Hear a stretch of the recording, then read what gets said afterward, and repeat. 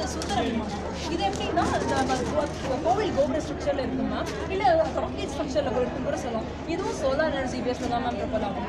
And his Shivkar Bapuji Talwadi. இப்போ நம்ம உலக லெவலில் ரை பிரதர்ஸ் தான் ஃபர்ஸ்ட் ஏர்க்ராஃப்ட் லான்ச் பண்ணதாக சொல்லிட்டு இருக்காங்க. அவர் வந்து அவங்க வந்து 1903 மட்டும்தான் ப்ரொபோஸ் பண்ணாங்க. இவர் 1895 ப்ரொபோஸ் பண்ணாரு. ஆனால் அவர் தான் அன்மேண்ட் தான் தானே சுயமாக அன்மேண்ட் ஏர்க்ராஃப்ட் தான் ப்ரொபோஸ் பண்ணாங்க.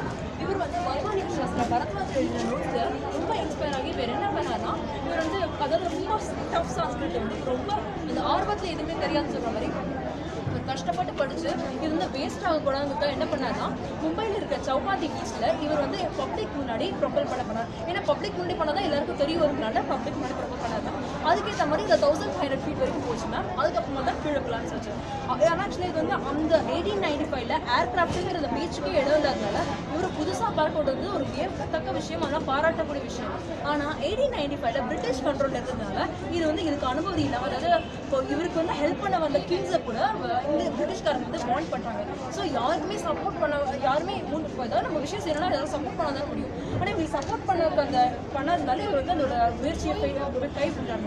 அது இல்லாமல் இவர் இறந்து போனோன்னா இவர் இப்போ இந்த மெட்டல் மேலே என்ன மெட்டல் யூஸ் பண்ணாங்க சன் கிறிஸ்டலுக்கு என்னென்ன அதாவது இப்போ நம்ம சோலார் செல் வந்து அப்போவே அது என்ன 5000 வருஷத்துக்கு முன்னாடி யூஸ் பண்ணாங்க, என்ன வச்சு யூஸ் பண்ணாங்கன்றது இப்போ வரைக்கும் தெரியல. அதுவும் இல்லாமல் இவர் வந்து என்னென்ன மெட்டல்ஸ் இது வந்து இப்போ கூட சான்ஸ்கிரிட் சில வேர்ட்ஸ் இதுதான் அர்த்தம் இதுதான் மெர்க்யூரி அப்படின்னு கண்டுபிடிக்க கஷ்டமாக இருக்கிற காலத்தில் இவர் வந்து இதை ரொம்ப தானாக வந்து படித்த அந்த மெட்டல்ஸ் அந்த பேசிக்ஸ் கூட அந்த பார்ட்ஸு கூட இவங்க இறந்து போன இவங்க ரிலேஷன் வந்து ஃபாரின் பார்ட்டிஸ் கொடுத்துட்டாங்க. இது எல்லாத்துக்குமே நடந்த காரணம்னா சான்ஸ்கிரிட் அருமை தெரியாதுனா இல்லை சான்ஸ்கிரிட் ஒரு பேஸ் லாங்குவேஜ். ஆக்சுவலாக நம்ம ஏஷியன் நம்மளோட முன்னோர்கள் யூஸ் பண்ண ஃபுல் லாங்குவேஜ். நம்ம வந்து வைமானிக சாஸ்திரம் வந்து பரத்வாஜர் ஏரோநாட்டிக்ஸ் பற்றி ஃபுல் பேஸில் ஃபுல்லாகவே ஏதாவது என்னென்ன இப்போ இந்த டெம்பரேச்சரில் இந்த ஏரோப்ளேன் போகலாம், மழை பெஞ்சாலும் ஏரோப்ளேன் ட்ராவல் பண்ணுறது, ஆனால் மழையில் கூட ட்ராவல் பண்ணுற விமானம் நிறைய டிஃப்ரெண்ட் டைப் ஆஃப் விமானம் இருக்குதான். அது இல்லாமல் நம்ம இப்போ வந்து கண்ட்ரியோட கண்ட்ரியே இப்போ தான் ரீசெண்டாக வந்தது.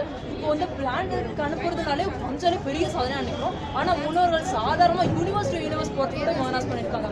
இதெல்லாமே வேஸ்ட்டாக இருக்கிறதுனால நம்ம பிரிட்டிஷ்காரங்க நம்ம நாட்டை விட்டு போகும்போது நம்மளோட பாரம்பரியமான சான்ஸ்கிரிட் லாங்குவேஜை திருடிட்டு போல, ஆனால் ஸ்கிரிப்டர்ஸ் திருடிட்டு போனோம். ஆனால் நம்ம இந்த சான்ஸ்கிரிட்டை நம்ம மறந்துட்டோம். இப்போ நம்ம சான்ஸ்கிரிட்டை மறந்துட்டோம். ஆனால் அவங்க என்னன்னா சான்ஸ்கிரிட்டை படித்து புரிஞ்சு நம்ம ஸ்கிரிப்டர்ஸ் நல்லா திருடி அவங்க ப்ரொபல் பண்ணுறாங்க.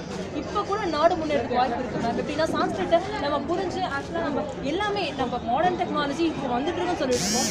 ஆனால் நம்ம ரிஷிகள்லாம் முன்னாடியே மாடர்ன் டெக்னாலஜி அனுபவிச்சுட்டு தான் போயிருக்காங்க.